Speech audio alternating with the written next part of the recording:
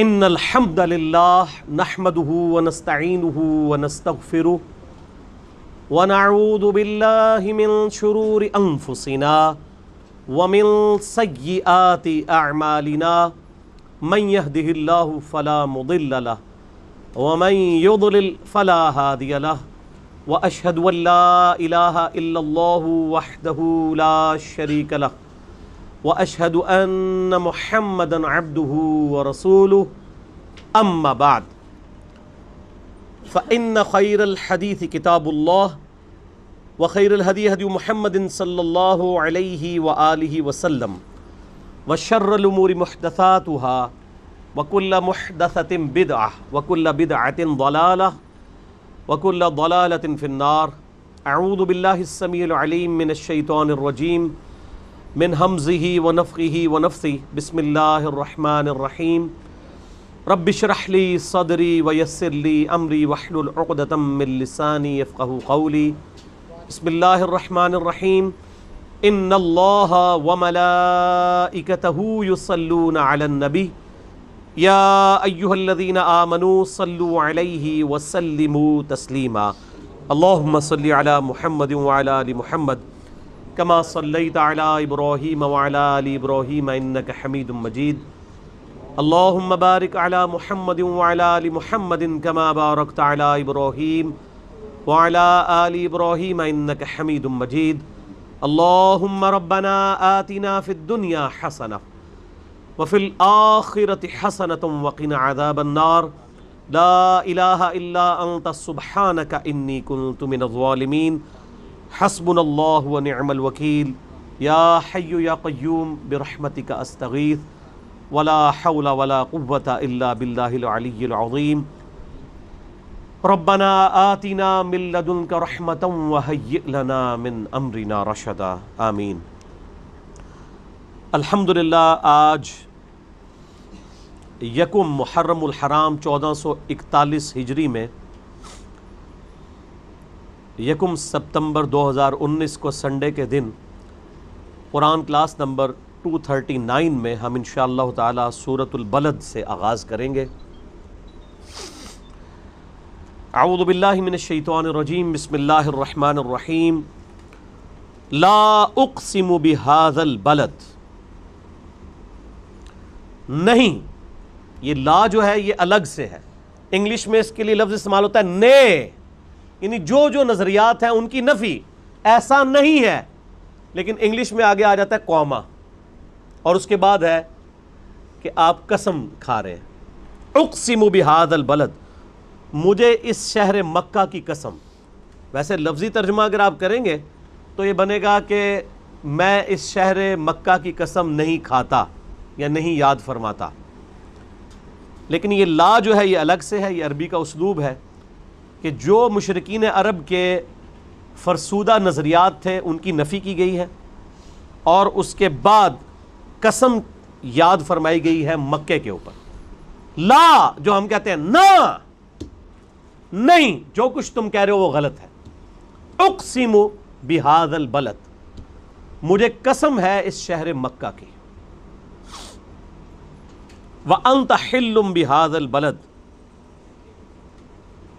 اس حال میں کہ آپ کو حلال ٹھہرا لیا گیا ہے اس شہر مکہ میں، یعنی آپ علیہ السلام کو تکلیفیں دی گئیں، آپ اس مکے کے رہنے والے 52 سال آپ کی زندگی کے آپ کو پتہ ہے مکے میں گزرے، اعلان نبوت سے پہلے کے بھی آلموسٹ 40 سال، اس کے باوجود وہ مکے کے لوگ جو آپ سے بڑی محبت کرتے تھے، آپ کو صادق اور امین کہتے تھے، آپ کے کریکٹر سے واقف تھے، انہوں نے آپ علیہ السلام کی عزت اور ناموس کو، تکریم کو حلال ٹھہرا لیا، اور اسی شخص کو جسے وہ عرصہ دراز سے یہ کہہ رہے تھے کہ یہ صادق ہے، امین ہے، سچا ہے، اسی کو کبھی مجنون کہنا شروع کر دیا، کبھی کہنا شروع کر دیا کہ یہ اس کا ذہنی توازن بگڑ گیا، کبھی کہنا شروع کر دیا اس پہ آسیب کا کوئی سایہ آ گیا جس کی وجہ سے یہ اس طرح کی باتیں کرتا ہے، حتیٰ کہ آپ علیہ السلام کو جسمانی تکلیف دینے میں بھی ان لوگوں نے کوئی آر محسوس نہیں کی، آپ علیہ السلام کی عزت کو حلال ٹھہرا لیا۔ مجھے اس شہر مکہ کی قسم کہ اے محبوب تمہیں اس شہر کے اندر انہوں نے حلال ٹھہرا لیا ہے، ایک معنی تو اس کا یہ ہے۔ دوسرا معنی یہ ہے کہ آپ صلی اللہ علیہ وآلہ وسلم کے لیے اس شہر کو حلال کر دیا جائے گا. ایک وقت آئے گا، یعنی آج تو یہ مشرکین عرب آپ کو تکلیفیں دے رہے ہیں، ایک دن آئے گا کہ اللہ تعالیٰ آپ کو یہ موقع دے گا کہ آپ یہ مکے کے رہنے والے لوگوں سے اپنا بدلہ اتاریں گے. یہ الگ بات ہے کہ جب وہ موقع آیا تو آپ علیہ السلام نے وہی کہا جو حضرت یوسف علیہ السلام نے کہا تھا، لا تثریب علیکم اليوم، آج تم پہ کوئی گرفت نہیں ہے.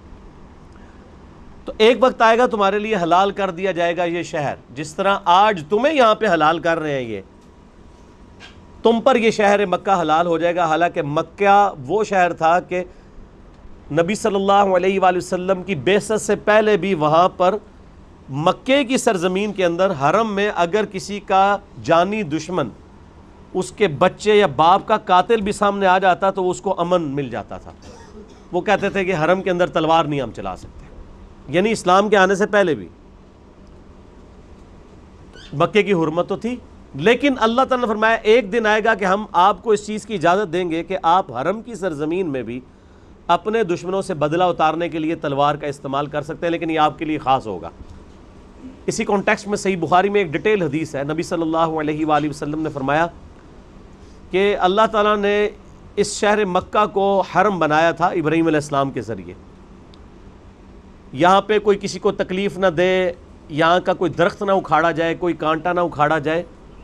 اور اگر کوئی شخص تم سے کہے کہ مدینے کو یعنی یہ مکے کو اللہ کے محبوب صلی اللہ علیہ وآلہ وسلم کے لیے حلال ٹھہرایا گیا فتح مکہ کے موقع پر، تو اس کی اس دلیل کو نہ لینا، کیونکہ یہ میرے لیے خاص تھا اور وہ بھی تھوڑی سی ساتھ کے لیے. اس کے بعد قیامت تک کے لیے مکے کی حرمت ہے.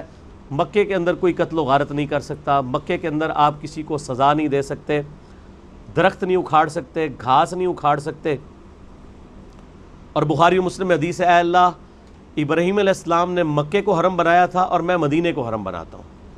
اے اللہ، بخاری مسلم کے الفاظ ہیں، 50 کے قریب حدیث ہے، مکے کے مد، مدینے کے مد میں برکت عطا فرما، اس کے سا میں برکتیں عطا فرما.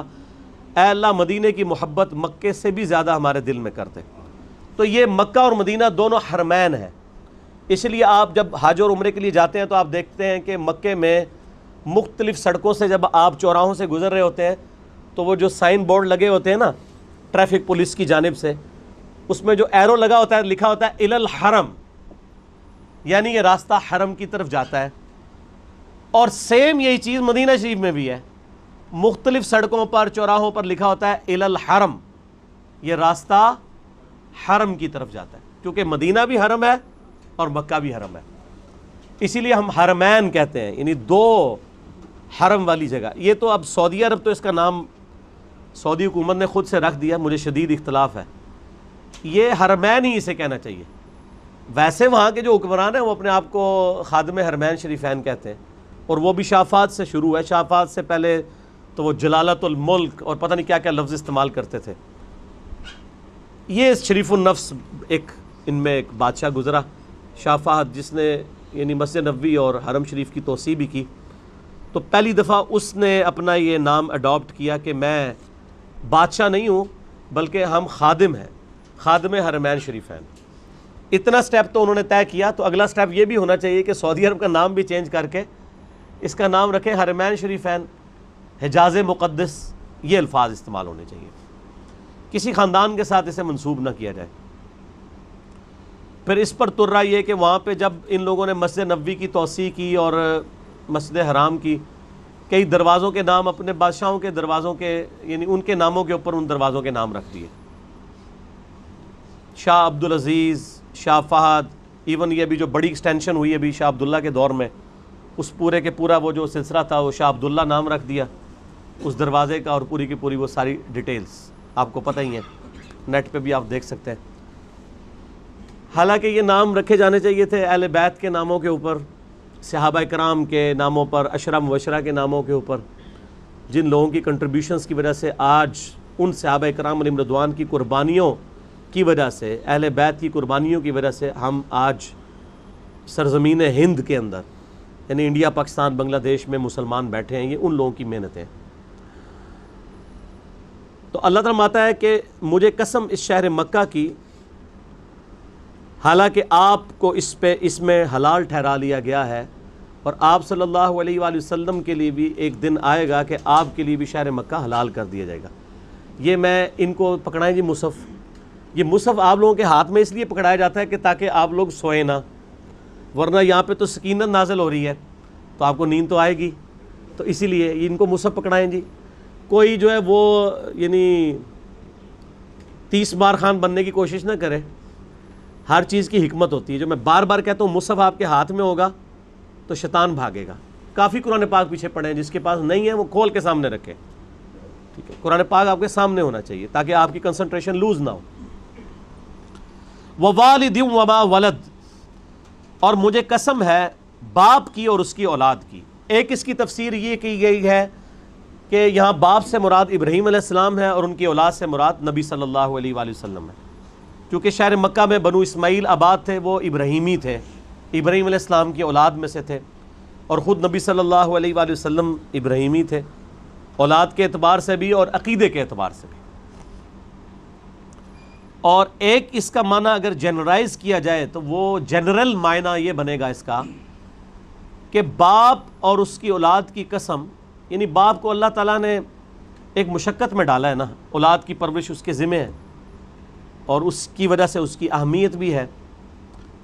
لَقَدْ خَلَقْنَا الْإِنسَانَ فِي كَبَدٍ، بے شک ہم نے انسان کو بڑی مشقت میں پیدا کیا ہے۔ سورہ انشقاق کے اندر بھی اس طرح کی آیات آئی تھی، میں نے ڈیٹیل گفتگو کی تھی کہ ہر شخص مشقت میں پیدا کیا گیا ہے، پیدائش سے لے کے مرتے دم تک انسان مشقت میں، خصوصاً جب وہ جوانی کی عمر میں قدم رکھتا ہے تو مشقت میں اضافہ ہو جاتا ہے، اور وقت کے ساتھ ساتھ انسان پہ برا وقت ہی آتا ہے، اچھا وقت نہیں آتا۔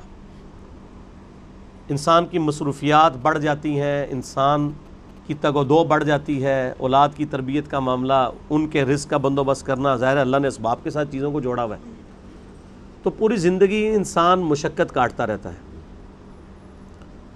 لیکن کامیاب ہیں وہ لوگ جن کی یہ مشقت اللہ کے لیے ہوتی ہے، چاہے وہ اپنے بیوی بچوں کے لیے بھی کر رہے ہیں، لیکن خدا ٹاپ پرائرٹی رہے، اللہ کو ترجیح اول مانے۔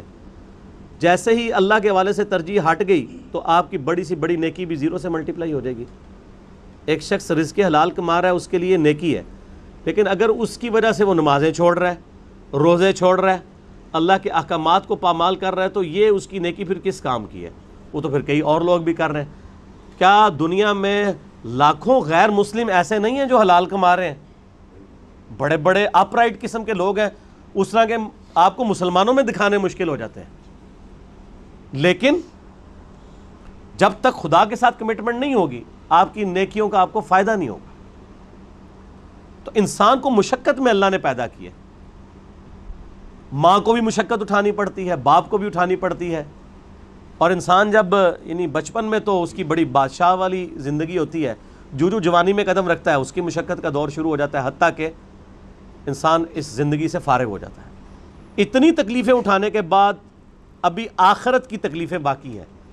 اگر کسی نے دنیا میں اللہ کی مرضی کی زندگی گزاری تو اس کی یہ مشقت عارضی ہے، ہمیشہ کی کامیابیاں اس کا مقدر ہے، اور اگر کسی نے دنیا اپنی مرضی کی گزاری تو یہاں پہ کتنی عیاشی کر لے گا، وہ الٹیمیٹلی مر کے ہمیشہ کی زندگی میں اللہ تعالیٰ کے حضور اسے ناکامی کا سامنا کرنا پڑے گا، اور ہمیشہ کی مشقتیں، ذلت اور عذاب اس کا مقدر ہونے والی ہیں، وَلِعَوْذُ بِاللَّهِ تعالیٰ۔ تو انسان کی کوشش ہوتی ہے، اب وہ کوشش اگر پازیٹیو ہے رزلٹ پازیٹیو نکلے گا، نیگیٹو ہے تو نیگیٹو نکلے گا۔ اسی کا ذکر اب آگے آ رہا ہے، أَيَحْسَبُ أَن لَّن يَقْدِرَ عَلَيْهِ أَحَدٌ، کیا انسان یہ گمان کرتا ہے کہ اس پر کسی کا بس نہیں چلے گا؟ یعنی وہ اگر دنیا اپنی مرضی کی گزار ہے تو یہ سمجھ رہا ہے آخرت بھی اپنی مرضی کی گزارے گا، نہ، ایسا نہیں ہوگا۔ یقول اہلکت مالا لبدا، بڑے فخر سے کہتا ہے کہ میں نے تو بڑا مال خرچ کیا ہے۔ اسپیسیفکلی تو اشارہ ہے مشرکین عرب کے ان امیر لوگوں کی طرف جن کا ذکر قرآن پاک میں کئی جگہ آیا کہ وہ بڑا فخر کرتے تھے کہ ہم حرم مکہ کی جو خدمت ہے وہ ہمارے ذمہ ہے، ہم یہاں پہ حاجیوں کے اوپر جو ہے وہ خرچہ بھی کرتے ہیں، اللہ کی راہ میں لوٹاتے ہیں۔ اللہ فرماتا ہے ان اعمال کا فائدہ نہیں ہے جب تک تم اللہ کی توحید اور اس کے نبی علیہ السلام کی رسالت پر ایمان نہیں لاؤ گے، شرک سے کنارہ کشی اختیار نہیں کرو گے، تو یہ حاجیوں کے اوپر کھانا پینے کے اوپر پیسے صرف کرنا، یہ مال جو تم لگا رہے ہو اور بڑی اکڑ رہے ہو کہ اللہ کے حضور اس کا کوئی اجر ملے گا، کوئی اجر نہیں ہے اس کا۔ اَيَحْسَبُ أَن لَّمْ يَرَهُ أَحَدٌ، کیا وہ خیال کرتا ہے کہ اسے کسی نے نہیں دیکھا؟ اس کو نہیں پتا یہ تم لوگ کس لیے کر رہے ہو، وہ کرتے تھے صرف اپنی عمارت کو جتانے کے لیے، ریاکاری کے لیے، لوگوں پہ اپنی جو دولت ہے اس کا روب ڈالنے کے لیے۔ جس طرح آج کل بھی آپ دیکھتے ہیں لوگ مساجد کے اندر وضو خانے بنواتے ہیں، ٹوائلٹس بنواتے ہیں، قالین ڈلوا لیتے ہیں، تو باقاعدہ وہ کئی جگہ پہ تو دیکھا گیا نیم پلیٹ لکھوا دیتے ہیں کہ وضو خانہ فلاں کے لیے ہوا ہے، فلاں کے سالے ثواب کے لیے۔ بھئی اگر سالے ثواب کے لیے بھی ہے تو اللہ کو تو پتہ ہے نا، آپ کے لکھنے کا تو اللہ محتاج نہیں ہے، نیکیوں کو تو چھپانا چاہیے۔ یہ خطرہ ہے کہ آپ کی نیکیاں برباد ہو جائیں، اور کئی لوگ تو جو ہیں وہ حرام کے مال سے جو ہے اس طرح کے معاملات چل رہے ہوتے ہیں ان کے، اور وہ یہ سمجھتے ہیں کہ ہم اللہ کی راہ میں تھوڑا سا پیسہ خیرات کر کے اپنے باقی کے مال کو حلال کر لیں گے، ایسا نہیں ہوگا۔ اللہ تعالیٰ بہت غیرت مند ہے۔ صحیح مسلم میں حدیث ہے قیامت والے دن ایک سخی کو، ایک شہید کو اور ایک قاری کو بلایا جائے گا۔ اللہ تعالیٰ شہید سے پوچھے گا تجھے میں نے اتنی صحت دی، گیون سرکمسٹانسز تیرے لیے فیوریبل کیے، تو نے اس کے بدلے میں میرے لیے کیا کیا؟ وہ کہے گا یا اللہ میں نے جان دے دی، اور کیا کرتا؟ سب سے بڑی قربانی یہی ہو سکتی۔ اللہ فرمائے گا تو نے جان اس لیے دی تاکہ لوگ تجھے کہیں بڑا بہادر ہے، تو تجھے دنیا میں لوگوں نے بڑی تعریف کی تیری، تجھے دنیا میں اجر مل چکا ہے اس ریاکاری کا، اوندا منہ کر کے دوزخ میں ڈال دیا جائے گا۔ بولے اعوذ باللہ تعالی، اللہم اجرنا من النار، آمین۔ سخی سے اللہ پوچھے گا تجھے اتنا مال دیا تھا، تو نے میرے لیے کیا کیا ہے؟ کہ یا اللہ میں نے اتنا صدقہ اور خیرات کیا تیرے علم میں، حتیٰ کہ میں نے مسجدوں میں نیم پلیٹ بھی اپنے نام کی لگوائی ہے، تجھے نظر نہیں آتی وہ پلیٹیں؟ یہ میں کہہ رہا ہوں اس کی ایکسپلینیشن میں۔ اللہ فرمائے گا تو نے اس لیے سب کچھ کیا تاکہ لوگ کہیں بڑا سخی ہے، تو دنیا میں تیری بڑی تعریف ہوئی ہے۔ آج بھی آپ دیکھ لیں، میں نام لیے بغیر کہتا ہوں، لاکھوں کے دسترخوان روزانہ کے چلا رہے ہیں حرام کے مال کے اوپر، اور لوگ ان کی بڑی تعریف بھی کرتے ہیں، دیکھیں جی چلے جو کچھ بھی ہے غریبوں کو کھلا بھی تو رہا ہے نا۔ یہ کرائٹیریا دنیا میں ٹھیک ہے، یہ فرزانہ ڈاکو والا معاملہ جو ہے نا، وہ کہ بھی ایک ڈاکو وہ امیروں سے لوٹ کے غریبوں کی مدد کرتا تھا، یہ فلموں میں اچھا ہے، اللہ تعالیٰ کے لیے نہیں ہے۔ اللہ تو ایک کسی بھی کرٹیکل ریزن کی وجہ سے زیرو سے ملٹیپلائی کر دیتا ہے سب کچھ، بے پرواہ ہے نا۔ سر آپ اپنی داڑھی پگڑی نمازوں سے اور بڑے بڑے دسترخوانوں سے عوام کو دھوکہ دے سکتے ہیں، اللہ کو نہیں۔ صحیح مسلم میں حدیث ہے اللہ تعالیٰ تمہارے شکلوں اور تمہارے مال کو نہیں دیکھتا، دلوں اور اعمال کو دیکھتا ہے۔ شکل بھی نہیں دیکھنی اور مال بھی نہیں دیکھنا۔ آپ لوگ کیا دیکھ رہے ہوتے ہیں؟ بڑا نورانی چہرہ ہے، اللہ کا کتنا کرم ہے اس پہ، کتنی دولت ہے، اور اللہ کیا فرما رہا ہے؟ دل اور اعمال۔ حتیٰ کہ صحیح بخاری میں آتا ہے، اور اس کا ذکر اشارتاً سورہ توبہ میں بھی آیا ہے، جب نبی علیہ السلام نے اپیل کی نا غزوہ تبوک کے موقع پر، رومن امپائر سے لڑنا تھا، سب سے بڑی سپر پاور، تو چندے کی اپیل کی، تو ایک صحابی نے پوری رات ایک یہودی کی یعنی مزدوری کرنے کے بعد اس کو ایک مٹھی جو ہے نا وہ کھجوریں ملی معاوضے کے طور پہ۔ بارٹر سسٹم تھا نا، ضروری نہیں کرنسی ملتی تھی، کھجوریں مل جاتی تھیں، جو کے دانے مل جاتے تھے، گندم مل جاتی تھی، اور وہ ایک مٹھی کھجور لا کر نبی علیہ السلام کے پاس پیش کرتا ہے کہ میری طرف سے یہ جہاد کے لیے قبول کرائیں۔ وہاں پہ منافقین ہوتے ہیں جو اوپر سے مسلمان ہیں، وہ آپس میں ایک دوسرے سے ٹھٹا مذاق کرتے ہیں کہ یہ دیکھو ایک مٹھی کھجور سے کیا فرق پڑنا ہے، ٹھیک ہے۔ اور نبی علیہ السلام اتنے خوش ہوتے ہیں کہ آپ علیہ السلام ان کھجوروں کو وہ جو جتنا مال ہے اس کے اوپر یوں بکھیرتے ہیں اور فرماتے ہیں یہ سب پہ بھاری ہے، پیچھے اخلاص ہے نا۔ اسی لیے دیکھیں نیکیاں قیامت والے دن گنی نہیں جانی، تولی جانی ہے۔ مکے کے اندر رہنے والا شخص جو روزانہ 5 وقت نماز حرم میں پڑھتا ہے، ہزاروں لاکھوں نمازوں کا ثواب کماتا ہے، عین ممکن ہے کہ اس کی لاکھوں نمازیں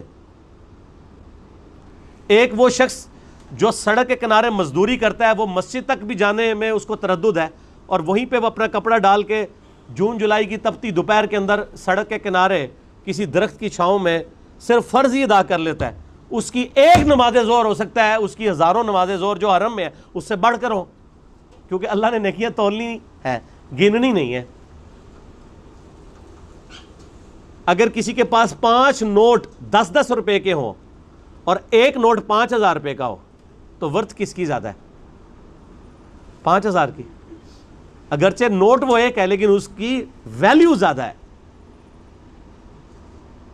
اسی طریقے سے اگرچہ حرم میں نیکیاں زیادہ ہیں لیکن ان کی ویلیو ورتھ، اسی کو وہ کہا جاتا ہے نا کہ اللہ تعالیٰ کوالٹی دیکھتا ہے، کوانٹٹی نہیں دیکھتا، کوالٹی اس کی زیادہ ہے۔ اس کو جو اللہ نے حالات و واقعات دیے تھے اس میں بیسٹ وہی پرفارم کر سکتا تھا۔ تو قیامت والے دن نیکیاں تولی جائیں گی، گنی نہیں جائیں گی۔ اور پھر اس میں آتا ہے کہ تیسرا قاری بلایا جائے گا، عالم، قرآن کا حافظ، صحیح مسلم کے الفاظ ہیں۔ ہاں بھائی قرآن کا علم دیا تھا، کیا کیا؟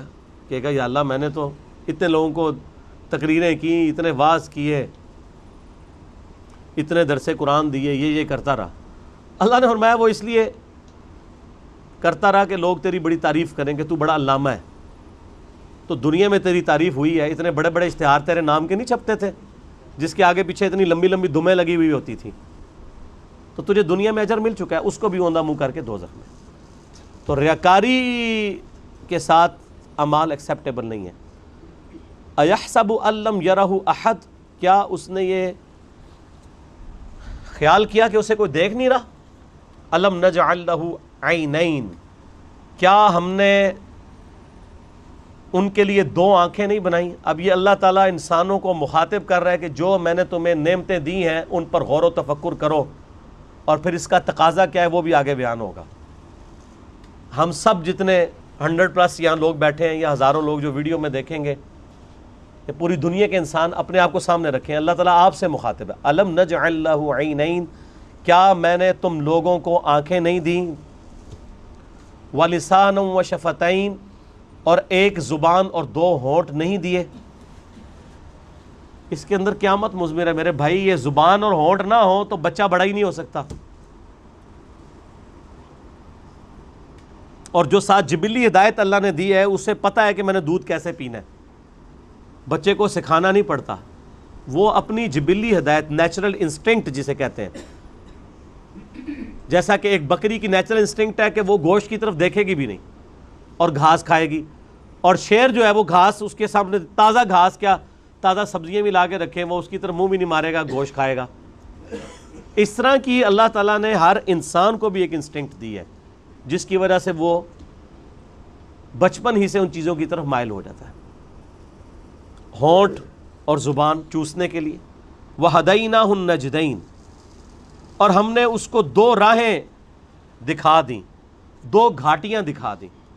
ایک معنی اس کا یہ بھی کیا گیا ان 2 گھاٹیوں سے مراد اس بچے کے لیے جو ماں کے دودھ پینے کی جگہ ہے وہ مراد لی گئی ہے، کیونکہ ہونٹوں کا ساتھ ذکر ہے اور زبان کا ذکر ہے، اور اس کے بعد اس کو جبلی ہدایت بھی دی ہے، یہاں سے تجھے دودھ ملے گا۔ اور ایک اس کا معنی یہ کیا گیا ہے کہ ان گھاٹیوں سے مراد یہ ہے کہ اسے بتا دیا گیا ہے کہ یہ حق کا راستہ ہے، اس کا انجام جنت ہے، اور یہ برائی کا راستہ ہے، اس کا انجام جہنم ہے۔ اِنَّا هَدَيْنَاهُ السَّبِيلَ إِمَّا شَاكِرًا وَإِمَّا كَفُورًا، ہم نے ہدایت کا راستہ دکھا دیا ہے، چاہے شکر گزاری کی روش اختیار کرو خواہ نہ شکری کی۔ فَلَقْتَحَمَ الْعَقَبَةَ، پھر وہ داخل ہی نہیں ہوا اس گھاٹی کے اندر جو اللہ کی ریکوائرمنٹ تھی کہ کون سی گھاٹی اختیار کرنے والی تھی۔ وما ادراک ما العقبہ، اور تمہیں کیا پتا ہم کس گھاٹی کا ذکر کر رہے ہیں؟ فک رقبہ، وہ گھاٹی ہے غلاموں کی گردن کو چھڑانا۔ میں اکثر کہتا ہوں کہ یہ جو مال خرچ کرنا ہے نا، یہ اللہ تعالیٰ کو اتنا محبوب ہے کہ قرآن حکیم میں نماز کے پیرلل ہمیشہ اللہ کی راہ میں صدقہ کرنے کا ذکر آیا ہے، اور یہاں پہ تو دیکھیں اس سے ہٹ کے نماز کا کہیں ذکر ہی نہیں، اللہ کی راہ میں خرچ کرنا، غلاموں کو آزاد کروانا۔ غلامی کا دور تھا، آج اس کی ماڈرن فارم یہ ہے کہ کوئی مقروض ہے اور آپ کو اللہ نے رقم دی ہے تو آپ اس مقروض کو اس قرضے سے نجات دلا سکتے ہیں۔ او اطعام فی یوم ذی مسغبہ، یا بھوک والے دن قحط کے عالم میں کسی بھوکے کو کھانا کھلانا، یہ ہے وہ گھاٹی جو تمہیں عبور کرنی، یعنی جیب ڈھیلی کرنی ہے اللہ کے لیے۔ اللہ کے لیے جیب وہی ڈھیلی کرے گا جس کی یہ عقیدت ہوگی اللہ کے ساتھ، اور یہ عقیدہ وابستہ ہوگا کہ میں جو مال اللہ کی راہ میں خرچ کر رہا ہوں الٹیمیٹلی اس کا بدلہ مجھے اللہ تعالیٰ نے آن دا ڈے آف ججمنٹ، قیامت کے دن دینا ہے۔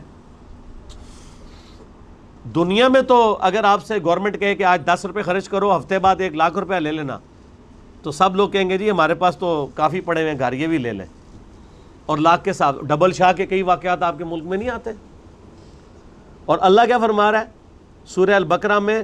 700 گنا تک کر کے لوٹاؤں گا، 700 گنا، اور یہ فرمایا جس کے لیے چاہوں گا اس سے بھی زیادہ اس کے لیے لوٹا دوں گا۔ اتنا بڑا پروفٹ تو کوئی بھی نہیں دیتا۔ اور اس دن جس دن کی کرنسی صرف نیکی ہے، قیامت کے دن، قرآن حکیم میں کئی جگہ آیا نا، اگر کسی شخص کو یہ اختیار دیا جائے کہ اس زمین اور اس کے مثل اور سونا، پوری زمین جتنا سونا بھی خیرات کر دیا جائے، تو کہے گا یا اللہ میں خیرات کرتا ہوں مجھے دوزخ سے رہائی مل جائے۔ تو یہاں تو اللہ تعالیٰ آپ سے اتنا بڑا سونا ڈیمانڈ نہیں کر رہا، گیون سرکمسٹانسز میں جو جتنا افورڈ کر سکتا ہے اللہ کی راہ میں خرچ کرے۔ بھوکے کو کھانا کھلانا، اور یہ کھانے کھلانا چاہیے۔ آج کل یہ جو بھوکے جعلی قسم کے پھر رہے ہیں نا زیادہ تر، ان کو بھی جو ہے نا ایڈریس کرنے کا بڑا آسان طریقہ ہے۔ جو کہتا ہے نا جی میں نے روٹی کھانی ہے، مجھے 10 روپے دیں، اس کو کہ چلو روٹی کھلا دیتے ہیں، آؤ ہوٹل پہ بیٹھو کھاؤ روٹی، پیمنٹ کر دوں گا۔ وہ بیسیکلی پیسہ مانگنے کے لیے انہوں نے ایک جو ہے ذریعہ اڈاپٹ کیا ہوا ہوتا ہے۔ انہوں نے وہ روٹی نہیں کھانی ہوتی ہے، وہ پروفیشنل ہوتے ہیں۔ لیکن یہ یاد رکھیے گا قرآن حکیم میں ایون اگر کوئی پروفیشنل بیگر بھی، کوئی بھکاری آپ کے پاس آ جاتا ہے، آپ کو یہ اجازت نہیں کہ آپ اسے ڈانٹیں۔ آپ ڈانٹیں گے نہیں اسے، بلکہ آپ اس کو جو ہے وہ پیار محبت کے ساتھ جو ہے وہ اس کے راستے کے اوپر چلا دیں گے، اسے کہیں گے بھائی اللہ تعالیٰ آپ کی مدد فرمائے۔ ڈانٹنے کی اسلام میں اجازت نہیں ہے۔ اگر آپ پیسے نہیں دے سکتے تو یہ حق آپ کو کس نے دیا کہ آپ کسی کو ڈانٹیں؟ آپ نے کیا اس شخص کو خریدا ہوا ہے کہ آپ اسے ڈانٹیں گے؟ کوئی آتا ہے آپ اس کو دعا ہی دے دیں کہ اللہ تعالیٰ آپ کی اس پریشانی کو دور فرمائے۔ اور اگر کوئی روٹی کا طلبگار ہے اور آپ کھلا سکتے ہیں تو ہوٹل پہ اس کو لے جائیں، کھلا دیں۔ اور آپ دیکھیں گے اکثر لوگ ہی فارغ ہو جاتے ہیں۔ کئی لوگ مسجدوں میں کھڑے ہوتے ہیں، او جی جیب کٹ گئی ہے، فلاں شہر جانا ہے، کرایہ چاہیے۔ آپ ان کو اگر کہیں کہ ہاں آپ کو بس میں بٹھا دیں تو 100 میں سے شاید 2 یا 3 بندے تیار ہوں گے۔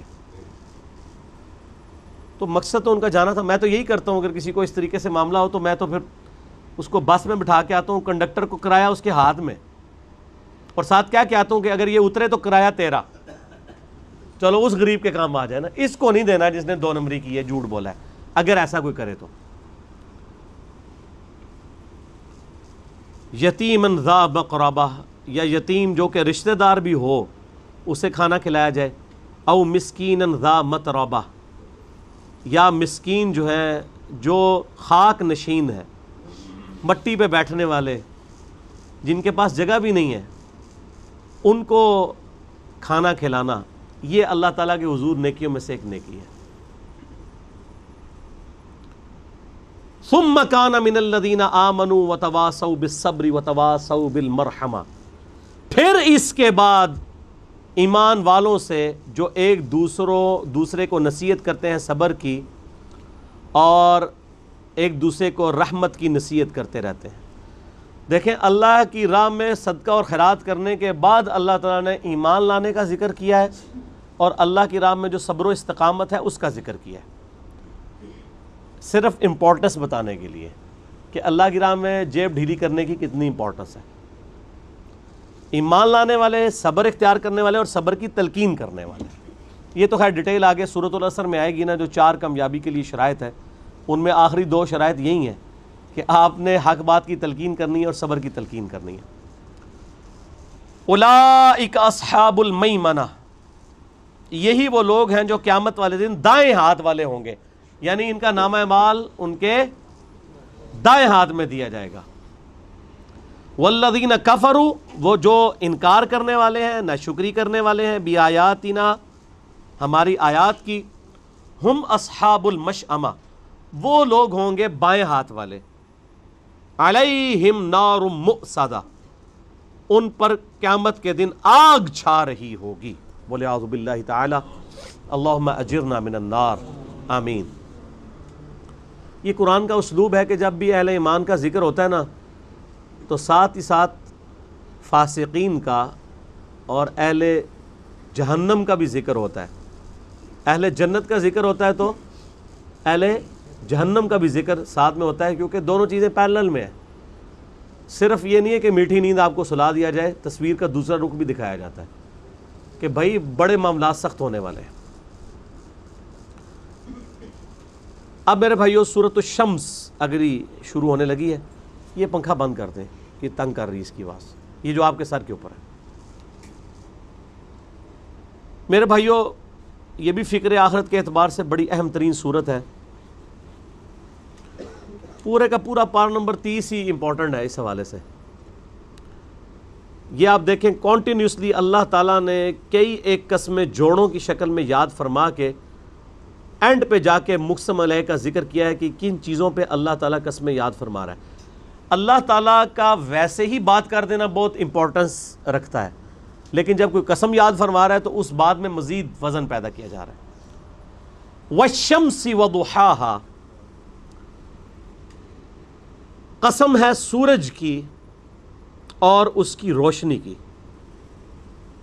والقمر اذا تلاہا، اور قسم ہے چاند کی جب کہ وہ سورج کے پیچھے آتا ہے۔ تلاہا فالو کرنے کو بھی کہتے ہیں، اسی لیے قرآن حکیم کے لیے تلاوت کا لفظ استعمال ہوتا ہے۔ کہتے ہیں نا قرآن کی تلاوت، تو تلاوت کا مطلب یہ ہے قرآن کو فالو کرنا۔ تلاوت کا لفظی معنی ہے ٹو فالو، پیچھے چلنا۔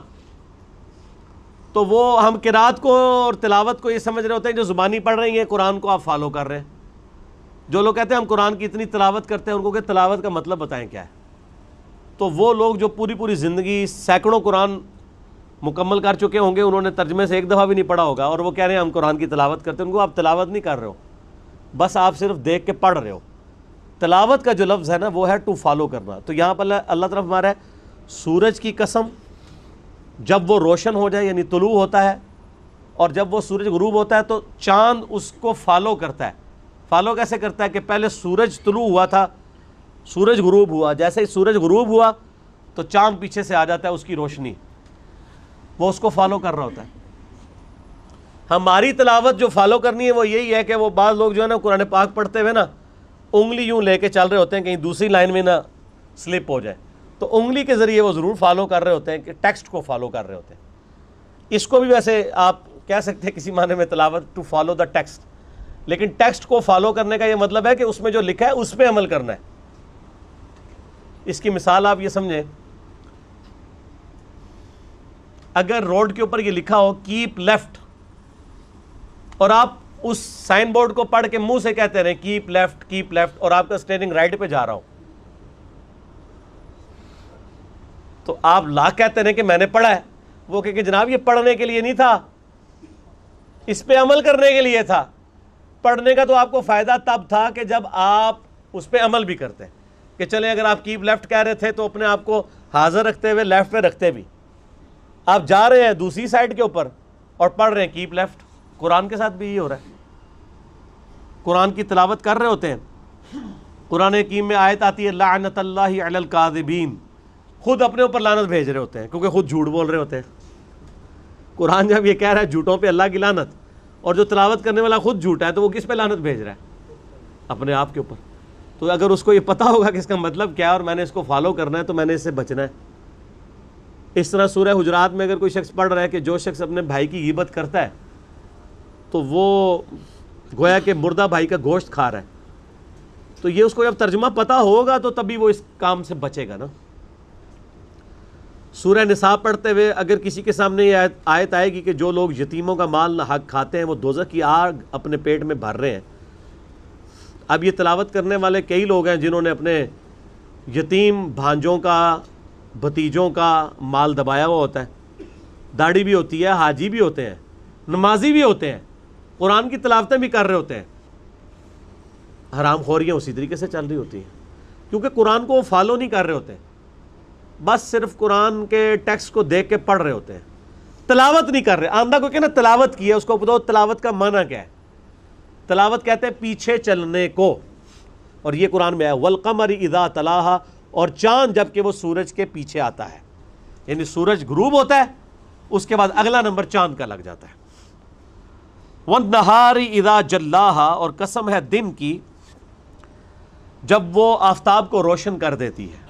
ویسے تو سورج کی وجہ سے روشن ہوتا ہے دن, لیکن چونکہ آپ کو پتہ ہے قرآن پاک لٹریچر کی بک ہے تو لٹریچر میں اس طرح کی باتیں کی جاتی ہیں. ایون میں نے آپ کو کئی بار بتایا کہ سورج تو غروب ہوتا ہی نہیں ہے, لیکن آپ سن سیٹ یا سن رائز لکھیں تو آپ کو گوگل میں بھی سن سیٹ اور سن رائز کا ٹائمنگ ملے گی ود رسپیکٹ ٹو زمین. تو ریلیٹیولی گفتگو کی جاتی ہے لٹریچر کی زبان. واللیل اذا یغشاہا, اور اس کی وجہ یہی تھی کہ اگلی آیت میں اللہ تعالیٰ نے جو مثال بیان کی ہے نا اس کے ساتھ اس کو میچ کرنے کے لیے, اور رات کی جب وہ اسے چھپا لیتی ہے, یعنی رات جو ہے وہ آ کے سورج کو چھپا لیتی ہے, یعنی رات کا آنا سورج کا غروب ہونا ہے اور دن کا نکلنا سورج کا نکلنا جو ہے وہ دن کا آنا ہے. والسماء وما بناہا, اور آسمان کی اور اس آسمان کو بنانے والے کی قسم. والارض وما طحاہا, اور زمین کی قسم اور اس کو بچھونا بنانے والے کی قسم, یعنی اس کو رہنے کے قابل بنایا, ورنہ ہر سیکنڈ میں 2 زلزلے آتے ہیں زمین پہ. اللہ تعالیٰ نے ان کا ایمپلیٹیوڈ لمیٹڈ رکھا ہے, ادروائز یہاں زمین پہ آپ سٹیبل نہیں رہ سکتے. وَنَفْسٍ وَمَا سَوَّاهَا, اور قسم ہے انسانی نفس کی اور اس کو درست کرنے والے کی, یعنی اللہ کی. فَأَلْهَمَهَا فُجُورَهَا وَتَقْوَاهَا, پھر اللہ نے اس کے یعنی نفس میں برائی اور نافرمانی دونوں کی تمیز ڈال دی ہے. وہ اس کو اس کی انسٹنکٹ میں الہام کر دیا, اسے پتہ ہے یہ اچھا ہے یہ برا ہے. یہ 8 آیات کے اندر اللہ تعالیٰ نے مختلف قسموں کو جوڑوں کی شکل میں یاد فرمایا. اس سے میسج یہ دیا ہے کہ جس طرح یہ سارے جوڑے ہیں نا, سورج کے ساتھ چاند کا جوڑا ہے, سورج دن کے وقت چاند رات کے وقت, دن اور رات کا جوڑا ہے, آسمان اور زمین کا جوڑا ہے, اور انسانی نفس کے اندر اچھائی کا مادہ اور برائی کا مادہ, یہ بھی جوڑے کی فارم میں. تو الٹیمیٹلی یہ جو دنیا کی زندگی تم گزار رہے ہو اس کا بھی کوئی جوڑا ہے, اور دنیا کا جوڑا کیا ہے؟ آخرت. ربنا آتنا فی الدنیا حسنہ وفی الآخرۃ حسنۃ وقنا عذاب النار. آمین. ان 8 آیات کے بعد وہ یونیورسل ٹروتھ آ رہا ہے, قد افلح من زکاہا, بے شک کامیاب وہ ہوا جس نے اپنے نفس کو پاک کر لیا, تزکیہ کر لیا. وقد خاب من دساہا, اور نامراد ہو گیا جس نے اپنے نفس کو مٹی میں ملا دیا, اس کو دبا دیا. یہاں فزیکلی دبانا مراد نہیں ہے, بلکہ انسان کو جو اللہ نے عقل اور شعور دی تھی جس کی وجہ سے وہ حق اور باطل میں تمیز کر سکتا تھا, اس کے باوجود اس نے اپنے اوپر خود ہی پردہ ڈال لیا, یعنی کبوتر کی طرح آنکھیں بند کر لیں اور سمجھا کہ بلی غائب ہے. کتنے زبردست الفاظ ہیں, یہ اتنی قیامت ہے. وقد خاب من دساہا, وہ برباد ہو گیا جس نے اپنے آپ کو خود خاک میں ملا لیا, اپنے اندر جو حقائق اس پر آشکار ہوئے تھے ان کو چھپا لیا. مجھے بتائیں دنیا میں کوئی انسان ہے جو یہ کہے کہ مجھے یہ بات پتہ ہی نہیں چلی کہ جھوٹ بولنا جو ہے یہ برا ہے اور سچ بولنا اچھا ہے؟ انسان کی انسٹنکٹ میں ماں باپ کے ساتھ اس نے سلوک کرنا اچھا ہے اور ان کے ساتھ ظلم و زیادتی کرنا یہ برا ہے. اس کے لیے ایون انبیاء کی تعلیمات نہ بھی ہوں تب بھی ہمیں پتہ ہے. میں اکثر کہتا ہوں کہ ہالی ووڈ کی فلم کے اینڈ پہ بھی سچ کی جیت دکھائی جاتی ہے. ہیرو کو کیا پریزنٹ کیا جاتا ہے؟ چند ایک فلمیں ہو سکتی ہیں جس میں آپ کہہ دیں کہ ذرا ایک ایکسیپشن ہے. اوورآل ایک اپ رائٹ بندہ دکھایا جاتا ہے, ٹروتھ لور دکھایا جاتا ہے, اور ظلم کے خلاف کھڑے ہونے والے کو ہیرو دکھایا جاتا ہے. کیوں؟ یہ ہماری انسٹنکٹ میں اللہ نے ڈال دی ہے, اور یہ اتنی خطرناک چیز ہے کہ اس کی وجہ سے اگر کسی شخص تک انبیاء کی دعوت نہ بھی پہنچی ہو تب بھی وہ اللہ کے حضور اکاؤنٹیبل ہو جائے گا کہ چلو نبیوں کی دعوت نہیں پہنچی تھی, کیا تمہیں یہ چیزیں سمجھ نہیں تھی؟ کیا تمہارا دل گواہی نہیں دیتا تھا کہ یہ چیزیں بری ہیں اور یہ چیزیں اچھی ہیں؟ بالکل دیتا تھا. اس کی وجہ سے بھی پکڑ ہو جائے گی. انبیاء کی وحی جو ہے, ان کی تعلیمات, یہ تو نور علی نور ہے نا.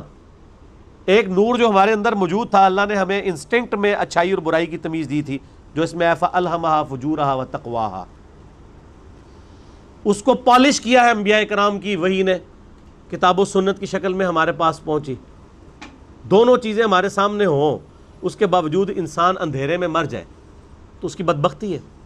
تو اللہ تعالیٰ ہمارا کامیاب وہ شخص ہوا جس نے اپنے نفس کا تزکیہ کیا, گاڈ کو سیریس لے لیا, اپنے نفس کو صاف کر لیا تمام رذائل سے, برے اخلاقیات سے, اور اسے مزین کر لیا تمام اچھے اخلاقیات سے, فضائل سے. وہ کامیاب ہو گیا. اور برباد ہو گیا وہ شخص, نامراد ہو گیا وہ شخص جس نے اپنے نفس کو خاک میں ملا دیا. یعنی یہ نفس کے اندر جو سچائی تھی اس کو دبا کے رکھا. کئی لوگ ہیں دبا کے رکھتے ہیں, وہ اپنے ضمیر کے مجرم ہوتے ہیں.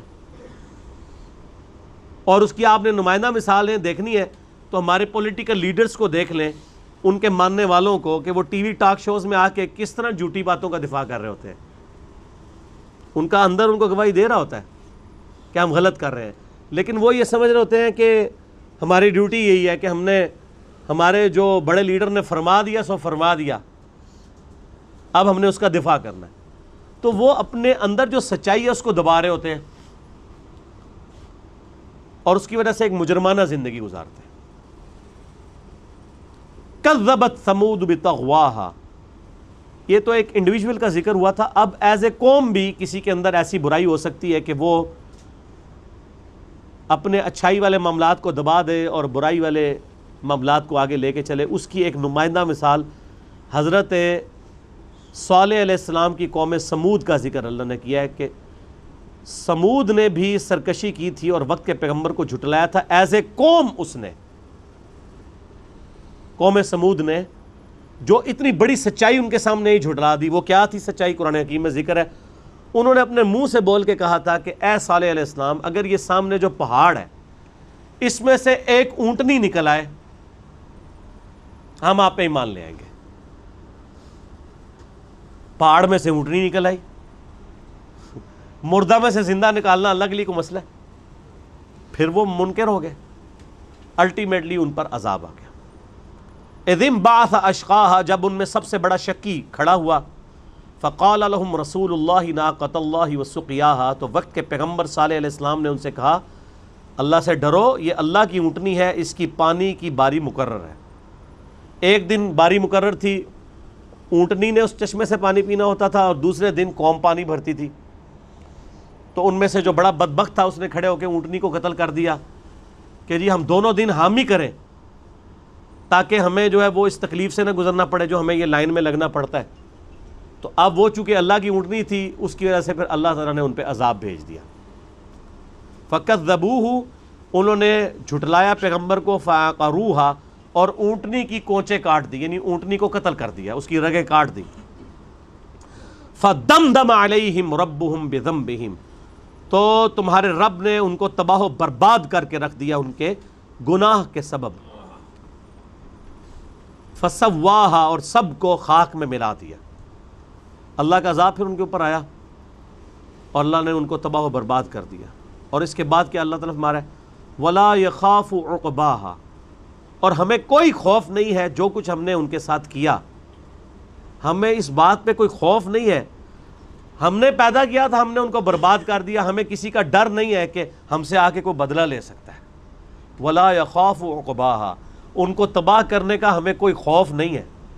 دنیا میں تو کوئی کسی کے ساتھ کوئی معاملہ کر دے اسے ڈر لگا رہتا ہے اس کے پچھلے بدلہ لیں گے. اللہ فرماتا ہے کہ جس کو ہم تباہ و برباد کر دیں ہم پہ کسی کا خوف نہیں ہے. ہم نے جس کے ساتھ جو کرنا ہے وہ کر دیا, ہم سے کوئی بدلہ نہیں لے سکتا.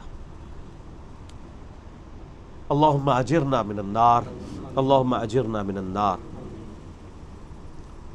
اسی کانٹیکسٹ میں ایک حدیث بھی ہے المستدرک للحاکم میں صحیح سند کے ساتھ، سنن نسائی الکبریٰ میں بھی صحیح سند کے ساتھ، میں نے اپنے کربلا والے ریسرچ پیپر میں بھی وہ حدیث ڈالی ہے۔ اللہ کے محبوب صلی اللہ علیہ وآلہ وسلم نے فرمایا سیدنا علی سے، اے علی تیری مثال میری امت میں قوم صالح کی اونٹنی کی سی ہے، جس طرح قوم صالح کی اونٹنی کو قتل کیا تھا ایک بدبخت نے۔ آپ علیہ السلام نے فرمایا کہ انسانی تاریخ میں دو بڑے بدبخت ہیں، پہلا وہ تھا جس نے صالح علیہ السلام کی اونٹنی کو قتل کیا، اس کی وجہ سے اللہ کا عذاب آ گیا، اور میری امت میں اس لیول کا بدبخت وہ ہوگا جو اے علی تمہیں قتل کرے گا اور تمہارے سر کے خون سے تمہاری داڑھی کو رنگ دے گا۔ تو آپ اندازہ لگائیں کہ سیدنا علی کے قتل کو، ان کی شہادت کو نبی علیہ السلام نے تشبیہ دی ہے اللہ کی اونٹنی کو قتل کرنے کے مترادف۔ کیوں؟ جب قوم صالح نے اس اونٹنی کو قتل کیا تو اس کے بدلے اللہ کا عذاب آ گیا۔ اس امت نے جب سیدنا علی بن ابی طالب کو قتل کیا تو اس امت پہ بھی اللہ کا عذاب آ گیا کہ اس کے بعد یہ امت کسی ایک امام پہ جمع نہیں ہو سکی، اللہ یہ کہ ایک امام محمد مہدی والا معاملہ قرب قیامت میں ہوگا، وہ بھی ایک معجزانہ ہوگا، اس میں کوئی امت کی ایفرٹ شامل نہیں ہے۔ تو آپ علیہ السلام نے فرمایا دو بدبخت ہیں، ایک وہ جس نے قوم سمود کی اونٹنی کو قتل کیا، اور میری امت کا بدبخت وہ ہے جو سیدنا علی کو قتل کرے گا۔ اگلی صورت بھی جو ہے وہ فکر آخرت کے اوپر، خصوصاً مسئلہ تقدیر کے حوالے سے بھی زبردست ڈسکشن ہے، اس میں اس کو بھی ہم کور کر لیتے ہیں، ٹائم تھوڑا سا باقی ہے۔ وَاللَّيْلِ إِذَا يَغْشَىٰ، سورۃ اللیل، قسم ہے رات کی جب وہ ہر چیز کو ڈھانپ لیتی ہے۔ وَالنَّهَارِ إِذَا تَجَلَّىٰ، اور قسم ہے دن کی جب وہ خوب چمک اٹھے۔ رات ہر چیز کو ڈھانپ لیتی ہے، اندھیرا چھا جاتا ہے، اور صبح کا وقت ہر چیز کو روشن کر دیتا ہے، یعنی یہ ایک جوڑا ہے دن اور رات۔ وَمَا خَلَقَ الذَّكَرَ وَالْأُنثَىٰ، اور قسم ہے جس نے پیدا کیا نر کو اور مادہ کو، ہر جنس کے اندر نر اور مادہ ہیں، یہ بھی اللہ نے جوڑے بنائے ہیں۔ إِنَّ سَعْيَكُمْ لَشَتَّىٰ، بے شک تم لوگ اپنی کوشش کے اعتبار سے بھی مختلف نوعیت کے ہو۔ کیسے؟ دن اور رات جوڑا، لیکن یہ دونوں مل کے ایک مشترکہ مقصد کی تکمیل کرتے ہیں۔ کیا مقصد؟ قرآن حکیم میں ہے کہ دن ہم نے ذریعہ بنایا کہ تم معاش تلاش کرو، اور رات کو آرام کا ذریعہ۔ نر اور مادہ مل کے بھی ایک مشترکہ کاز کے لیے کام کرتے ہیں۔ انسانیت یا باقی حیوانات اور جانداروں کی افزائش کا ذریعہ، ریپروڈکشن کا ذریعہ اللہ نے نر اور مادہ کو بنایا، دونوں مل کے ایک کام کو انجام دیتے ہیں۔ اس طرح کی مثالوں سے اللہ تعالیٰ نے انسانوں کی کوششوں کا بھی ذکر کیا ہے کہ اللہ نے دوزخ بھی بنائی ہے، اللہ نے جنت بھی بنائی ہے۔ تو انسانوں میں بھی دو کیٹیگریز ہیں، ایک وہ ہے جو اپنی کوشش کر کے جنت حاصل کریں گے، اور دوسرے وہ ہیں جو خود برے اعمال کر کے نعوذ باللہ دوزخ کمائیں گے۔ جس طرح باقی چیزوں میں جوڑے ہیں، جنت اور دوزخ بھی جوڑا ہے، تو پھر صرف جنت اور دوزخ جوڑا نہیں ہے، جنتی اور دوزخی بھی جوڑا ہے، لیکن 180 ڈگری کا فرق ہے۔ بے شک تمہاری کوشش الگ الگ ہے۔ اب یہ جو آیات آ رہی میرے بھائیوں، اہم ترین آیات ہیں قرآن پاک کی۔ اللہ تعالیٰ نے جنتیوں کی 3 صفات بیان کی ہیں، اور اس کے بعد دوزخیوں کی 3، کہ جو یہ کرے گا وہ جنت تک پہنچ جائے گا، جو یہ کرے گا وہ دوزخ تک پہنچ جائے گا۔ سنیں پھر، پہلے جنتیوں کا ذکر ہے۔ فَأَمَّا مَنْ أَعْطَىٰ، وہ شخص جس نے اعطا یعنی اللہ کی راہ میں خرچ کیا، واتقى، اور اللہ سے ڈرتا رہا، وصدق بالحسنى، اور جو بھی اچھی بات اس کے علم میں آئی اس کی پیروی کر لی۔ یہ 3 خصوصیات ہیں اہل جنت کی۔ اللہ کی راہ میں جیب ڈھیلی کرنا، مال تو پہلی ہے جناب شرط، مال وہیں بندہ لگاتا ہے جہاں پہ انسان کو ملنے کی امید ہو۔ اللہ سے ڈرتا رہا ہر معاملے میں، اور ہر اچھی بات کی تصدیق کرتا رہا۔ فَسَنُيَسِّرُهُ لِلْيُسْرَى، تو ہم اس کی آنے والی زندگی آسان راستے پہ کر دیں گے، یعنی جنت میں۔ اللہم اجعلنا منہم، اللہ تعالی ہمیں ان میں شامل فرمائے، آمین۔ وَأَمَّا مَنْ بَخِلَ، اور وہ شخص جس نے بخل کیا، کنجوسی کی، وَاسْتَغْنَى، اور بے پرواہ رہا۔ وہاں کیا تھا؟ ہر معاملے میں ڈرتا رہا، یار اس بات میں کہیں اللہ ناراض نہ ہو جائے، کہیں یہ حرام ہی نہ ہو، کہیں یہ غلط ہی نہ ہو۔ اور دوسرا کیا ہے؟ بے پرواہ، اور تکی جائے گی جی۔ اللہ نے کیسا لفظ استعمال کیا؟ بے پرواہ، کیجول لیتا رہا ہر چیز کو۔ وَكَذَّبَ بِالْحُسْنَى، اور جب کبھی بھی اس کو اچھی بات پہنچی اس نے اس کو جھٹلا دیا۔ فَسَنُيَسِّرُهُ لِلْعُسْرَى، تو ان قریب پھر ہم اس کے لیے ایک مشکل راہ کا تعین کر دیں گے، یعنی جہنم کا۔ اللہم اجرنا من النار، آمین۔ یہ سیم آیات نبی علیہ السلام نے تلاوت کی تھی، بخاری اور مسلم میں حدیث ہے۔ مولا علی رضی اللہ تعالیٰ عنہ علیہ السلام کہتے ہیں کہ ہم ایک جنازے کو دفنانے کے لیے گئے نبی علیہ السلام کے ساتھ، حدیث بخاری میں بھی ہے، مسلم میں بھی ہے، مشکات کی پہلی جلد میں آپ کو تقدیر والے چیپٹر میں یہ حدیث مل جائے گی۔ تو ابھی دفنانے میں تھوڑا ٹائم تھا، تو ہم نبی صلی اللہ علیہ وآلہ وسلم کے ساتھ بیٹھے تھے، تو آپ صلی اللہ علیہ وآلہ وسلم نے فرمایا کہ تم میں سے جو جنتی ہے نا وہ اللہ تعالیٰ کے پاس تقدیر میں لکھا ہوا ہے، وہ جنت میں ہی جائے گا، اور جو دوزخی ہے وہ بھی اللہ نے اپنی تقدیر میں لکھ لیا ہے، وہ دوزخ میں ہی جائے گا۔ اب ظاہر ہے یہ بات سننے کے بعد انسان کے دماغ میں جو سوال آتا ہے وہی سوال سیدنا علی کے دل میں بھی آیا۔ تو سیدنا علی نے کہا یا رسول اللہ صلی اللہ علیہ وسلم، اگر یہی ہے کہ اللہ نے طے کر دیا ہے کہ یہ جنتی ہیں یہ دوزخی ہیں، تو ہم اپنے لکھے ہوئے پر اعتبار نہ کر لیں اور عمال کرنا چھوڑ نہ دیں۔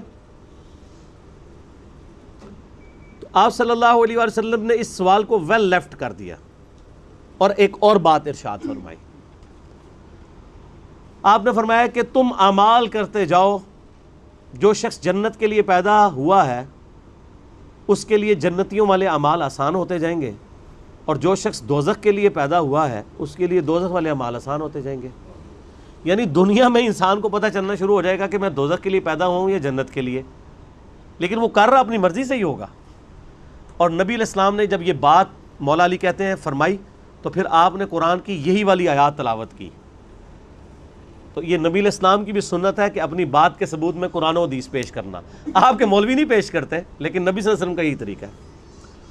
آپ صلی اللہ علیہ وآلہ وسلم نے یہ بات ارشاد فرما کے کہا فَأَمَّا مَنْ أَعْطَى وَاتَّقَى وَصَدَّقَ بِالْحُسْنَى، یعنی جو آپ نے فرمایا تھا نا کہ اعمال کرتے جاؤ، جو جنتی ہے وہ جنت میں ہی جائے گا، تو فرمایا کون ہوگا؟ وَأَمَّا مَنْ أَعْطَى، جس نے مال اللہ کی راہ میں دیا، اللہ سے ڈرتا رہا اور ہر اچھی بات کی پیروی کرتا رہا، اس کے لیے جنت آسان ہو جائے گی۔ یعنی وہ خود ہی کرتا رہا نا، کان سے پکڑ کے تو نہیں اللہ نے کروایا۔ اگر آپ کہہ رہے ہیں اللہ تعالیٰ کان سے پکڑ کے کسی جنت کے راستے پہ چلاتا ہے یا جہنم کے راستے پر، تو میرا ایک معصومانہ سوال ہے، جو لوگ کہتے ہیں ہم نماز نہیں پڑھتے، اگر گورنمنٹ اناؤنسمنٹ کرے کہ تمہیں فی نماز 1,00,000 روپیہ دیا جائے گا، تو کسی کی نماز چھوٹے گی؟ دنیا کے سارے شیاطین مل کے دنیا کے سب سے بڑے بے نمازی کی بھی نماز نہیں چھڑوا سکتے، اگر 1,00,000 روپیہ ایک نماز کے پیچھے مل رہا ہو، تو اس کا مطلب آپ اپنی مرضی سے کر رہے ہوتے ہیں۔ تو نبی علیہ السلام نے یہ فرمایا کہ جو اللہ کی راہ میں خرچ کرتا رہا، اللہ سے ڈرتا رہا، ہر اچھی بات کی تصدیق کی، اس کے لیے جنت آسان ہو جائے گی۔ پھر آپ فرمایا وَأَمَّا مَنْ بَخِلَ وَاسْتَغْنَى وَكَذَّبَ بِالْحُسْنَى فَسَنُيَسِّرُهُ لِلْعُسْرَى، اور جو کنجوسی کرتا رہا، ہر بات میں بے پرواہ رہا، اسے کوئی فکر نہیں تھی کہ آخرت میں نے اللہ کو منہ دکھانا ہے، اور ہر اچھی بات اگر پہنچی بھی تو اسے جھٹلا دیا، تو وہ دوزخ کے لیے۔ تو بتانا یہ مقصود تھا کہ جنت اور دوزخ تم خود کماتے ہو۔ اگر کسی نالائق اسٹوڈنٹ کو teacher at the end of the day پیپروں سے ایک دن پہلے بلا کے کہے کہ بچہ تو فیل ہو جائے گا، اور وہ فیل بھی ہو جائے، تو وہ یہ کہے گا کہ چونکہ میرے استاد نے فرمایا تھا اس لیے میں فیل ہو گیا۔ استاد نے تو ایکسپرٹ اوپینین دیا تھا کہ تیرے کرتوت ہی ایسے ہے، کیے تو نے خود ہے۔ اللہ تعالیٰ نے بھی انسانوں نے جو کرتوت اپنی مرضی سے کرنے تھے یہ تو اللہ کا علم ہے. اور دوسرا اس علم کی ٹینشن ہمیں تب لینے کی ضرورت ہے جب ہمیں اس علم کی کھوج مل جائے. کوئی آپ میں سے ڈسکور کر سکتا ہے کہ میرے یا آپ کے بارے میں کیا لکھا ہوا ہے لوح محفوظ میں؟ تو اس لکھے ہوئے کو اللہ کے علم کے ساتھ خاص رہنے دیں. ہاں دنیا میں پتہ چل جاتا ہے کہ کون بندہ جنت کے لیے پیدا ہوا اور کون دوزخ کے لیے. وہ اس کے کرتوت بتا رہے ہوتے ہیں کتنا وہ خدا کو سیریس لے رہا ہے, تو اس کے جنتی اعمال آسان. اور اس لیے آپ دیکھیں جو لوگ نیک اعمال پہ چلتے ہیں نا وہ نیکی کا ہر راستہ اختیار کرنے کی کوشش کرتے ہیں. جب انہیں پتہ چلتا ہے اچھا یہ بھی پڑھنا چاہیے, اچھا ادھر یہ کرنا چاہیے, مجھے نہیں پتا تھا, وہ بھی شروع کر دیتے ہیں. اور بالکل اس کے برعکس دیکھیں جو لوگ برائی کے راستے پہ ہیں نا, اگر شراب پیتے ہیں تو ان کو آہستہ ہیروئن کے نشے کا بھی پتہ چل جاتا ہے, ان کو آہستہ آہستہ زنا کے بارے میں بھی انٹروڈکشن ہو جاتا ہے, اور وہ ہر برائی میں انوالو ہوتے چلے جاتے ہیں. یہ وہی چیز ہے کہ جو تقوی اختیار کرتا ہے, ہر اچھی بات کی تصدیق کرتا ہے, اللہ کی راہ میں خرچ کرتا ہے, اس کے لیے جنت آسان ہو جائے گی.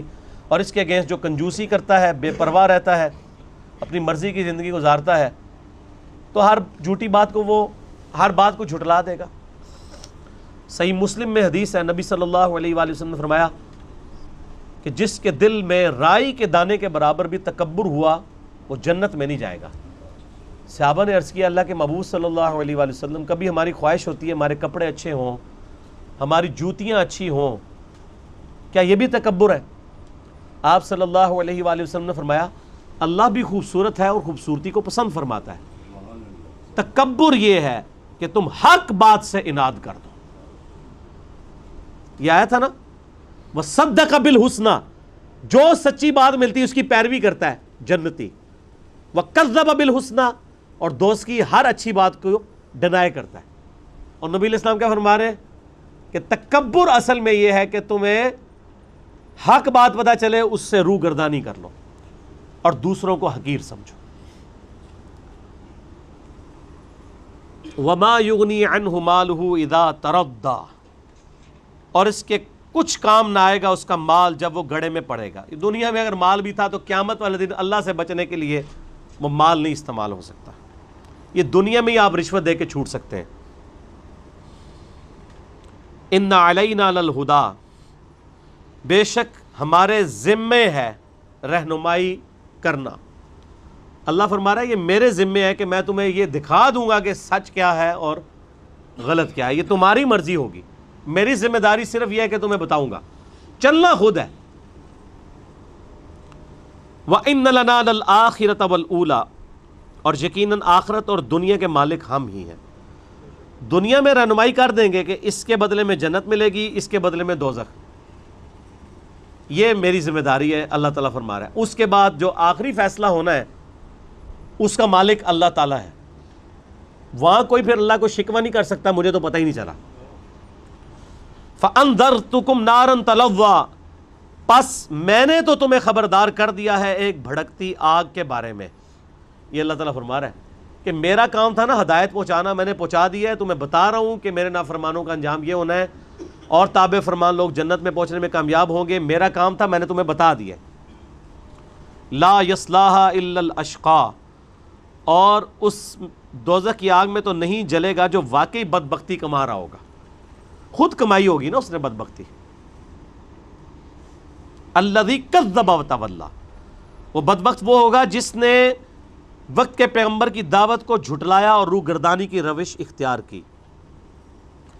وَسَيُجَنَّبُهَا الْأَتْقَى, اور ہر متقی شخص اس دوزخ سے دور رکھا جائے گا. الذی یؤتی مالہ یتزکا, جو اپنی زندگی میں اللہ کی راہ میں مال خرچ کرتا رہا تاکہ پاک ہو جائے. اللہ کی راہ میں مال خرچ کرے گا, نفس میں دنیا کی محبت کم ہوگی, اللہ کی محبت زیادہ آئے گی, تو یہی تو نفس کی پاکیزگی ہے.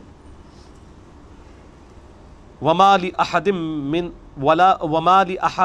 عِندَهُ مِن نِعْمَةٍ تُجْزَى, اور اس پر کسی کا کوئی احسان نہیں جس کا بدلہ اسے دینا ہو. اللہ تبارک و تعالیٰ جی قدر شناس ہے. آپ دیکھیں بندہ کہتا ہے اللہ کی مہربانی ہے اور اللہ کہتا ہے بندوں کے اعمال ہیں. فرق دیکھا آپ نے؟ قرآن حکیم میں درجنوں جگہ یہ ٹاپک ڈسکس ہوا ہے کہ قیامت والے دن اللہ آئے گا، یہ تمہارے اعمال کا بدلہ ہے جو تمہیں دیا جا رہا ہے، اور انسان کہے گا نہیں یہ اللہ تیرا فضل ہے. انسان کو یہی کہنا چاہیے، لیکن اللہ تعالیٰ کو تو ریالٹی پتہ ہے نا. اسی لیے میں اکثر ایک جملہ بولتا ہوں کہ انسان کو اللہ نے وہ خوبی دی ہے جو جبرائیل کے پاس بھی نہیں ہے، کہ انسان اپنی مرضی سے اپنے رب کو چوائس کرتا ہے. جبرائیل علیہ السلام یا فرشتے تو بائی ڈیفالٹ ایسے بنائے گئے ہیں کمپیوٹر کی لینگویج میں، وہ نافرمانی کر ہی نہیں سکتے. انسان کے پاس برائی اور اچھائی کا مادہ موجود ہے، اس کے باوجود وہ گیون سرکمسٹانسز میں اللہ سے ڈرتے ہوئے سچائی کی روش کو اختیار کرتا ہے. یہ وہ دولت ہے جو فرشتوں کے پاس تو نہیں ہے. فرشتوں کے پاس تو کبھی چوائس نہیں آئی کہ یہ خدا کو اڈاپٹ کرنا ہے یا شیطان کو. ان کے پاس تو چوائس ہی ایک تھی. اسی لیے آپ دیکھ لیں کہ جنت پھر انسانوں کو ملنی ہے، جنات کو ملنی ہے، کیونکہ انہوں نے ایفرٹ پٹ کیا. اِلَّا ابْتِغَاءَ وَجْهِ رَبِّهِ الْأَعْلَى، بجز اس کے کہ وہ اپنے رب کی پروردگار کی خوشنودی کا طلبگار ہے. یعنی اللہ طرف مارا ہے کہ دنیا میں جو لوگ نیک اعمال کرتے ہیں، اللہ کی راہ میں پیسہ خرچ کرتے ہیں، ان کا کبھی یہ غرض نہیں تھی کہ وہ دنیا میں کسی سے بدلہ لیں. وَمَا لِأَحَدٍ عِندَهُ مِن نِعْمَةٍ تُجْزَى إِلَّا ابْتِغَاءَ وَجْهِ رَبِّهِ الْأَعْلَى. وہ تو اپنے رب کی خوشنودی کے لیے مال خرچ کرتے رہے، ریاکاری کے لیے نہیں کرتے رہے. تو دنیا میں چونکہ انہوں نے اللہ کو خوش کرنے کے لیے، کسی پہ احسان جتانے کے لیے مال نہیں خرچ کیا تھا، نہ کسی سے تعریف وصول کرنے کے لیے، تو اللہ تعالیٰ فرماتا ہے دنیا میں ان کی مرضی مال خرچ کرنے کی صرف یہ تھی کہ اللہ خوش ہو جائے. کسی پہ احسان جتانا مقصد نہیں تھا، نہ کسی کے اوپر اپنا روب ڈالنا تھا، نہ ریاکاری کرنا تھا. تو اب اس کا بدلہ کیا ہے؟ وَلَسَوْفَ يَرْضَى، ان قریب اللہ بھی ان کو خوش کر دے گا. دنیا میں انہوں نے اللہ کو خوش کیا تو وہ بے فکر رہے. اللہ تعالیٰ بڑا قدر شناس ہے. ان قریب ایک دن آنے والا ہے کہ جس اللہ کے لیے، جس رب کو بغیر دیکھے انہوں نے اتنا پروٹوکول دیا اور اسے خوش کرنے کی کوشش کی، تو ایک دن آئے گا کہ وہ رب بھی ان کو خوش کرے گا. اور اللہ تعالیٰ نے اپنے اوپر یہ لازمی کیا ہوا ہے کہ میں نے خوش کرنا ہے. ان الذین یخشون ربہم بالغیب لہم مغفرۃ واجر کبیر، بے شک جو لوگ بغیر دیکھے اپنے رب سے ڈرتے ہیں ان کے لیے مغفرت ہے اور بڑا اجر ہے.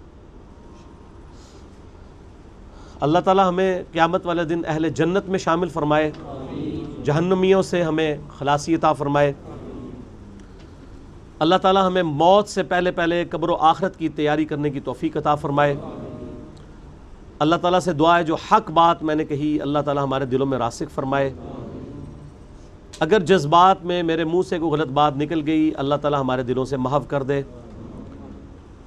اللہم صلی علی محمد وعلی آل محمد کما صلیت علی ابراہیم وعلی آل ابراہیم انک حمید مجید. اللہم بارک علی محمد وعلی آل محمد کما بارکت علی ابراہیم وعلی آل ابراہیم انک حمید مجید. سبحانک اللہم وبحمدک اشہد ان لا الہ الا انت استغفرک واتوب الیک وما علینا الا البلاغ المبین. جزاکم اللہ خیرا.